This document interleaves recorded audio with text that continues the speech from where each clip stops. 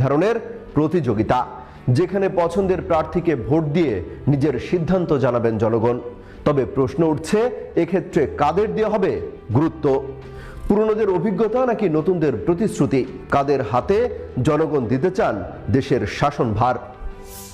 যদিও নির্বাচনের আগ মুহূর্তে সবশেষ 4টি সংস্থার প্রকাশিত জরিপ ঘেটে দেখা যায় 3টিতে জয়ের দ্বার প্রান্তে রয়েছে বিএনপি, আর স্বদেশ প্রত্যাবর্তনের পরই ক্ষমতা গ্রহণের পথে আছেন দলের চেয়ারম্যান তারেক রহমান। অন্যদিকে একটিতে এগিয়ে রয়েছে জামায়াত ইসলামী, যেখানে বলা হচ্ছে প্রধানমন্ত্রী হতে পারেন doctor Shafiqur Rahman.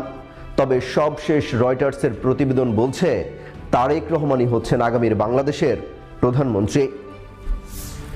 International institute of law and ডিপ্লোমেসির জরিপ বলছে শহরাঞ্চলে 46% ভোটার বিএনপি সমর্থিত জোটকে এবং 42% জামায়াত সমর্থিত জোটকে ভোট দিতে চান। সেখানে